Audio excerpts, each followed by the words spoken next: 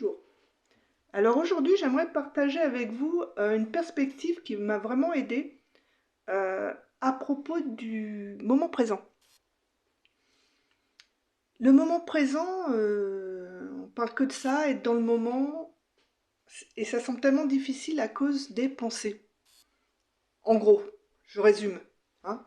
Euh, Sans revenir sur ces détails-là, parce que je ne veux pas faire une grande vidéo, et puis si vous êtes sur ma chaîne là, c'est que sur cette vidéo, c'est que ça vous parle de toute façon de base. Et c'est un problème aussi pour vous. Voilà, c'est pour ça que je partage. Euh, Parce que on essaye d'être dans cette présence, ce moment où on sait que c'est là qu'est la béatitude, la révélation, le bien-être, la libération, vous l'appelez comme vous voulez, dans le moment, qui est la seule chose qui existe pour de vrai, et qu'apparemment on est pris en otage, on va dire, en quelque sorte, par le passé et le futur, et comment, par des trains de pensée qui vont être des trains de pensée, la plupart du temps pas sympas, de problèmes, de soucis, de jugements, de critiques. Voilà. Mais aussi de positionnement, parce que si on regarde bien, cette idée donc de petits moi séparés d'auteurs autonomes, il est pas présent, justement, c'est pas le bon mot. Il n'est imaginable, ça c'est le bon mot, que dans le passé ou dans le futur. Parce que, justement, c'est une image. Une image de soi. On se voit dans le passé, tac, tac, tac, tac, comme dans un film. On se voit dans le futur et on, on est pris par cet incessant souci euh, de s'en sortir, d'une manière ou d'une autre, au sens large. Hein. Il y a des problèmes. Il y a des problèmes avec le voisin, il y a des problèmes avec les études, le travail, l'argent, la maison. Il y a toujours des problèmes ou des problématiques à résoudre et on est dans un mécanisme sans fin de problèmes et de problèmes à résoudre. D'accord ? Et quand on...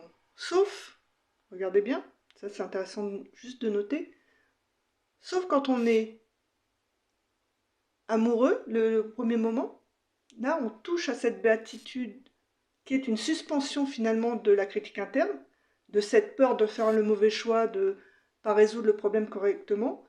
Tout d'un coup, il y a plus de soucis de positionnement, on est juste présent et heureux avec tout. Vous allez euh, dire bonjour à votre voisin qui vous disait jamais, disait jamais bonjour parce que il y a une sérénité qui est là pour ce moment-là, par exemple, de tomber amoureux. C'est pas mal ça, tomber amoureux, pour voir toucher à cette idée d'absence de jugement. Et l'autre moment où traditionnellement on se sent mieux aussi, où il y a moins de poids des choses à faire, à résoudre et du jugement personnel et de ses choix, c'est les vacances. Hein, donc il y a un encadrement. D'autres moments comme qui vont être encadrés. Par exemple, bah voilà, pendant 1 heure je fais ceci, et on repousse à la périphérie de ce cadre le jugement. On le suspend. Donc en gros, euh, l'obstacle finalement qui paraît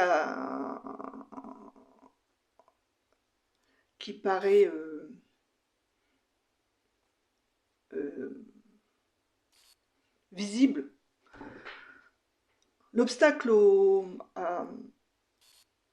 à la présence dans le moment présent, hein, pour se répéter, ça semble être le jugement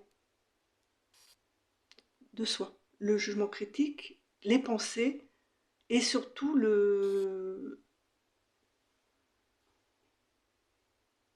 la bande passante mentale, en fait. Alors, ça semble être la cause de... la cause qui empêche, la raison qui empêche d'être dans le moment présent. Mais quand on regarde bien, et c'est là que ça devient intéressant, c'est pas la cause. Les trains de pensée, les pensées sont pas la cause. C'est pour ça qu'on n'arrive pas à, à les faire taire ou à les accepter. Enfin, on n'arrive pas à les manipuler parce que justement, on a l'impression que c'est la cause, qu'il suffit de les enlever pour que tout aille bien. Mais quand on voit que c'est pas ça qui se passe, on comprend mieux. Alors, qu'est-ce qui se passe en vrai? D'après ce que moi j'ai pu remarquer dans ma perspective et qui m'a aidé, donc c'est pour ça que je partage. Maintenant, vous en faites ce que vous voulez. C'est que c'est pas une cause, c'est une solution. C'est-à-dire que les pensées qui viennent là, quand vous essayez de rester présent et sans penser justement, elles viennent pour essayer de vous soulager. Soulager de quoi? Eh bien, regardez. Dans le moment, quand on n'essaye plus de faire quelque chose, il y a un sentiment qui est déjà là, qui est déjà présent, donc qui précède les pensées solutions, un sentiment d'inconfort, un sentiment de doute quelque part sur est-ce que je suis à la bonne, là où je devrais être, est-ce que je devrais pas faire quelque chose d'autre. Et les pensées viennent tout de suite, c'est pour ça que des fois ça semble tellement immédiat qu'on voit pas que l'inconfort est là avant. C'est qu'elles viennent tout de suite dire voilà, il faudrait faire ça, ça et ça. Elles donnent une raison à cet inconfort. Par exemple, oui, c'est inconfortable, j'ai tout le ménage à faire, ou j'ai des trucs à payer, ou il faut que je pense à ce que j'ai dit hier pour trouver une solution à la dispute. Peu importe. Elles viennent avec un... C'est pour ça qu'en général c'est d'ordre négatif et c'est pas sympa, c'est toujours un problème à régler, qui devrait être réglé, et qui donne une position à l'idée de soi, qui est donc présente dans cette imagination-là. Si je me mets là, je serai mieux, si je fais pas ça, je vais avoir des problèmes. Et il y a toujours quelque chose à résoudre dans le futur, ou à comprendre du passé, pour, euh, pour finalement avoir une impression que ça va soulager le petit moi de cet inconfort.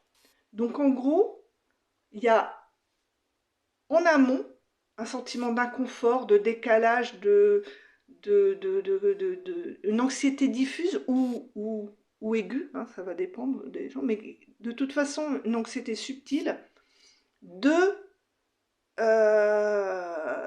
de pas avoir fait ou de peut-être de pas pouvoir faire ou de rater, enfin un petit sentiment d'impuissance ou d'impuissance possible ou de probabilité d'impuissance, de juste rester là sans rien faire et sans penser. C'est pour ça qu'on monte tout de suite dans le train de penser. C'est pour ça que c'est si difficile d'arrêter de penser, vous voyez, et de rester dans l'instant. C'est parce que il y a le train de la pensée, il vient et il offre une solution à pas ressentir physiquement et plus profondément ce sentiment d'inconfort. Les pensées vont être inconfortables et tous ces trucs à résoudre et tout, on veut se libérer de ça, mais en fait, on se rend même pas compte que ça, c'est déjà une deuxième couche qui est déjà ce que le mental a trouvé de mieux pour nous aider, en fait. Oui. À soulager ce sentiment-là qui est dans l'instant. Et c'est le seul, ce ressenti dans l'instant, en plus, c'est là que c'est intéressant, c'est le seul qui est réel puisqu'il est dans l'instant. Tout le reste, c'est une construction mentale, c'est imaginaire, c'est demain, hier, ce qui s'est passé, c'est un commentaire dans lequel on rentre, et puis vous savez que ça tourne en boucle, ça va être toujours le même. Ça va créer des situations, après, il faut encore...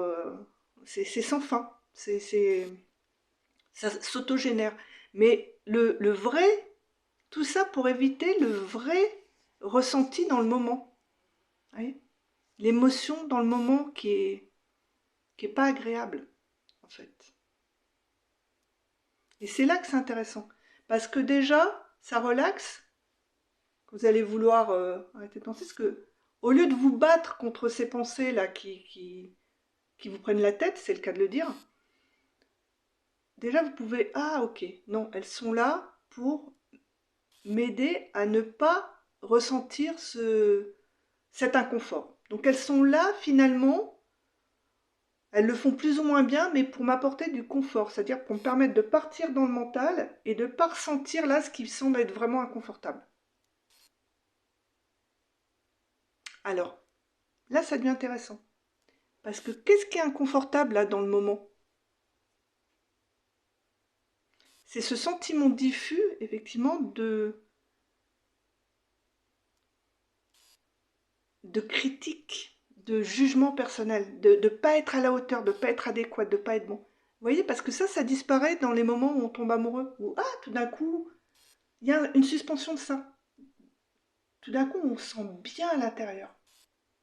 Il y a aussi un peu un soulagement dans ces moments de vacances ou ces moments cadrés dont je parlais. Parce qu'à ce moment-là, il n'y a pas ce petit sentiment plus ou moins vague ou plus ou moins aigu d'inconfort. Alors, qu'est-ce que c'est que ce truc qui est là? Avant même les histoires à régler, les soucis, les trucs qui semblent extraordinairement réels, mais qui sont dans l'instant simplement dans le mental, ils sont pas là devant vous. Vous ne pouvez pas les toucher, ils sont juste rappelés par le mental, donc ils sont pas là. Et le seul truc là, c'est ce sentiment profond, finalement, d'impuissance.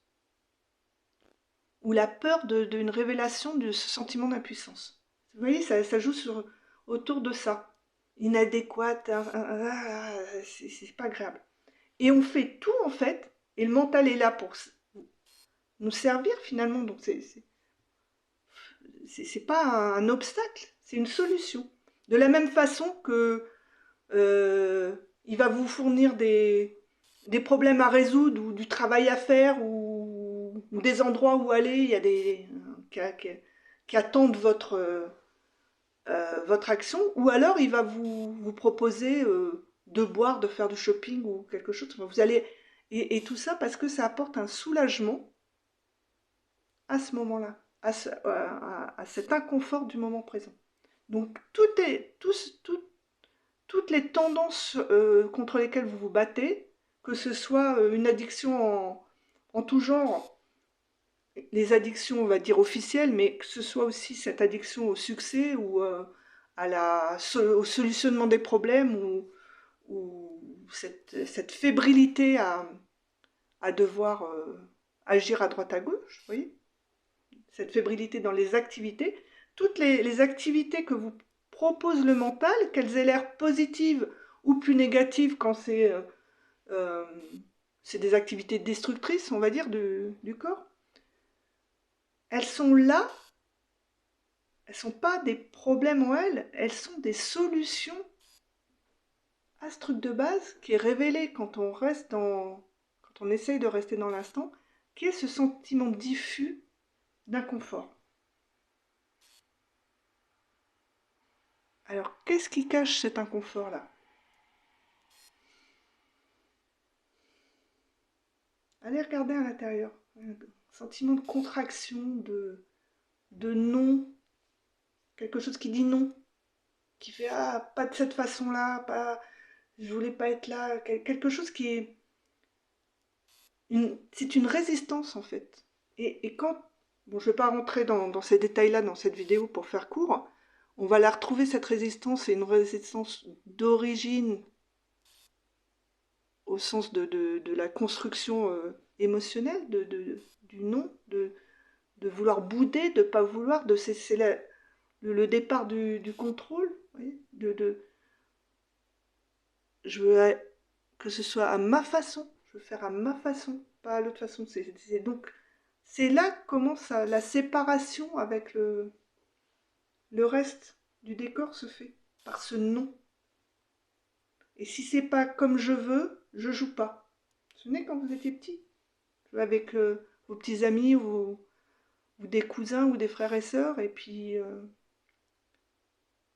vous vous mettez à bouder, ou il y en a un autre qui boude, il veut plus jouer. Il va aller passer du temps à s'ennuyer tout seul parce que on fait pas à sa façon. C'est ça le fond finalement du ressenti du petit personnage à l'intérieur. C'est cette résistance. Et c'est ça qu'on touche quand on essaye d'être dans le moment présent sans partir dans les trains de pensée. Quand on refuse finalement le soulagement qu'apportent les narratives, les problèmes, enfin, le scénario de problème, toutes ces constructions mentales, quand on se dit tiens, ben non, là je vais essayer de ne pas y aller et de me concentrer sur ce qui se passe là, vraiment maintenant, dans la réalité de l'instant, on tombe là-dessus, sur cet inconfort et cette résistance. Et tout est là.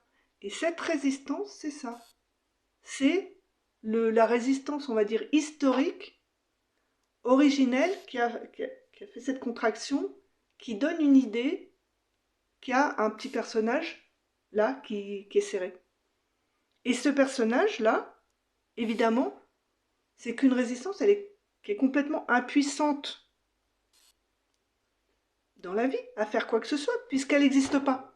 Je veux dire, le personnage n'existe pas. Donc, il y a forcément une révélation de son inexistence derrière cette impuissance. Il n'a jamais rien fait, il n'a jamais fait aucun choix. Il n'y en a pas. Mais cette résistance, elle cache cette absence. C'est la résistance qui cache l'absence d'une entité autonome, séparée, qui vivrait là, ce petit bonhomme fantôme, qui a des soucis. Des soucis qu'il ne pourra jamais résoudre vu qu'il n'existe pas. Mais il a l'impression que les soucis existent et qu'il ne faut pas regarder qu'il n'existe pas parce que sinon, qui va résoudre ses soucis? Et donc, le mental vient avec une histoire. Viens, on va résoudre ça, on va faire ceci, on va faire cela, ou on va pas réussir à faire cela, il faut courir, il faut avoir peur, il faut... Mais tout ça, ça permet d'éviter d'aller voir ce qu'il y a derrière la résistance. À l'intérieur de cette contraction, ce sentiment d'erc. C'est un sentiment d'erc. Et on fait tout, du matin au soir, pour être dans un bien-être, un confort, qui en fait est un évitement d'aller voir ce que c'est que cette résistance-là. C'est pour ça que c'est si dur, mécaniquement, parce que le mécanisme est là, donc la mécanique des choses fait que on part dans les pensées qui sont en fait la solution qu'on a adoptée tout petit et qui est maintenant qui a un tel momentum, qui a un tel conditionnement, une machine qui tourne toute seule. La preuve en est que on part, vous voyez, on confond la cause et la cause et l'effet, puisqu'on a toujours l'impression qu'on part dans les pensées parce qu'il y a un problème à résoudre, et c'est ça qui nous donne de l'angoisse, et qu'il faut résoudre le problème. Alors que l'angoisse, en gros, elle précède. Elle est là, elle vient de cette résistance et de cette... oui, finalement, de cet aveu d'impuissance réelle, puisque le petit moi n'existe pas.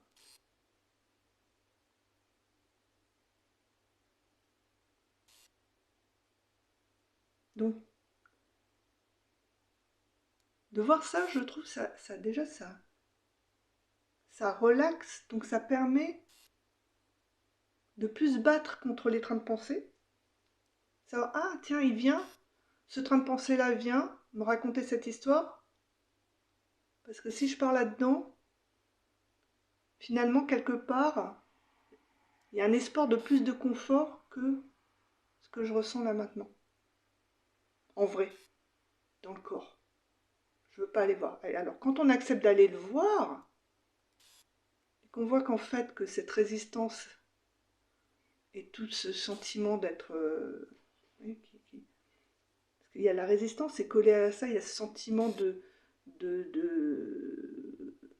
de manque d'estime de soi, etc. C'est tout est... Avec cette impuissance, il y a tout ce petit moi défectueux, qui a peur d'être défectueux, de faire le mauvais choix, etc. Puisque c'est la conséquence du fait de ne pas exister, en fait. Forcément, il est inefficace, impuissant et incompétent. Il n'existe pas. C'est cette révélation-là qui est dans la résistance. Donc là, je ne vais pas dire la tactique, mais la vision qui marche, là, du coup, qui fait avancer les choses quelque part, c'est cette relaxation par rapport aux solutions mentales et accepter d'aller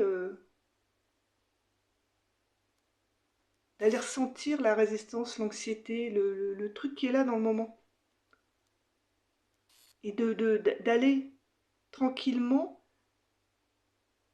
dans le ressenti kinesthétique, je crois que c'est le mot, physique, qui est indépendant de l'histoire, puisqu'on a vu que l'histoire était une solution. Et du coup, on peut voir qu'il précède. Et comme on n'est plus dans l'histoire, on peut mieux voir ce que c'est vraiment. Et cette vision, elle va dissoudre la résistance, parce que maintenant on le sait, que ça cache une absence. Donc ça dissout la peur, ça cache une absence. Il y a une relaxation du métabolisme, en fait, là-dedans. Et du coup, là, qu'est-ce qui se révèle? L'instant présent. Et la suite, c'est à vous de voir. Voilà, j'espère que j'ai été compréhensible, au moins. À la prochaine fois.